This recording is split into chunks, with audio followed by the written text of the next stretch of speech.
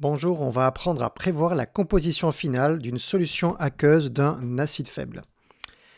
Voici un énoncé type. L'acide chloroéthanoïque ClCH2OH est un acide faible dont le pK est 2,87. On a la concentration de l'acide, 5,10-2 mol par litre moins 1, et on a le couple acide-base ClCH2COH, ClCH2CO-.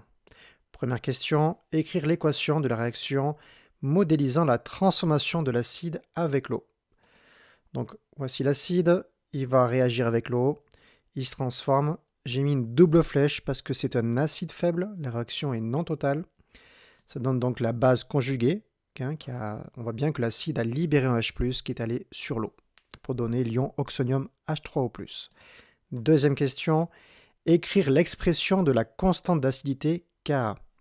Donc la constante d'acidité, c'est les concentrations des produits qu'on multiplie divisé par la concentration des réactifs. Et tout ça, on met bien à l'équilibre parce que c'est un acide faible. On remarque qu'on n'a pas mis la concentration de l'eau parce que l'eau est le solvant, donc en excès. Voilà pour la constante d'acidité. On multiplie par la concentration standard, juste pour que les unités soient homogènes. Et cette concentration standard vaut 1 mol par litre moins 1, donc c'est fois 1. Troisième question, dresser de manière littérale le tableau d'avancement de la transformation. Voici la réaction, état initial, état final. Je vais assez vite parce qu'on en a beaucoup fait déjà en terminale. Donc la quantité de matière initiale, N égale C fois V, donc j'ai mis C fois V parce que c'est littéral. L'eau en excès, c'est le solvant, 0 produit. État final, donc CV moins XF, XF donc c'est l'avancement final, l'eau toujours en excès, et les produits, comme on a des coefficients stoichiométriques de 1, c'est 1 fois XF, 1 fois XF. Voilà pour le tableau. On arrive au cœur de la problématique de ce chapitre. En utilisant le tableau d'avancement et l'expression de la constante d'acidité, montrer que l'avancement final de la réaction obéit à l'équation, et donc il faut démontrer cette équation. Concentration d'H3O plus au carré, plus constante d'acidité fois la concentration H3O plus, moins K fois la concentration de l'acide égale 0. Alors pour arriver jusque-là, j'ai ressorti mon tableau d'avancement et la constante d'acidité. Vous voyez, dans la formule qu'il faut démontrer, on a des ions H3O+, qui apparaissent à 2 reprises. Donc il faut que je les fasse apparaître dans cette formule. Alors lui, il est déjà, évidemment. Par contre, là, on a Cl, CH2CO-, on a la base conjuguée. Mais en fait, la concentration de la base conjuguée, je peux la remplacer par la concentration d'ion H3O+. Pourquoi? Parce que, vous voyez, que ce soit H3O+, ou la base conjuguée, tous les deux, à la fin, il y en a XF. Et XF sur V, c'est la concentration.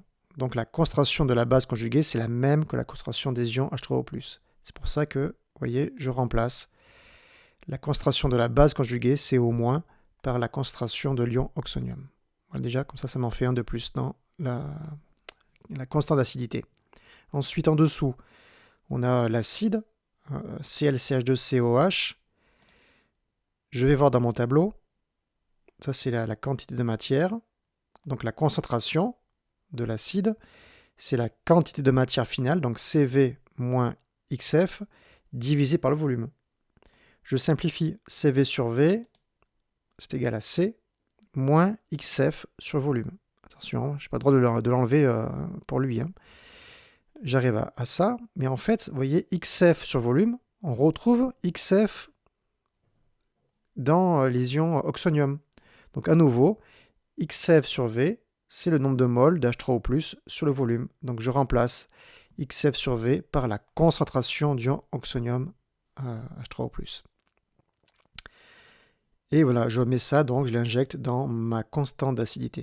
Donc vous voyez là, grâce à ces manipulations, j'ai fait apparaître plusieurs fois la concentration en ion oxonium pour arriver encore une fois à la formule. Donc H3O+ fois H3O+, c'est égal à H3O+ au carré, évidemment. Donc maintenant, j'ai passé le dénominateur à gauche, donc C fois Ka et moins H3O+ fois Ka. Donc ça donne ça sur le terme de gauche. Et à droite, il ne reste plus que la concentration H3O+ au carré. Je la réarrange tout simplement pour arriver à la formule qu'il fallait démontrer. Parce que maintenant, la question évidente, c'est qu'il faut résoudre cette équation du second degré pour trouver la concentration en ion H3O+. Et comme ça, on va pouvoir calculer le pH. Ce n'est pas donné, mais il faut le faire.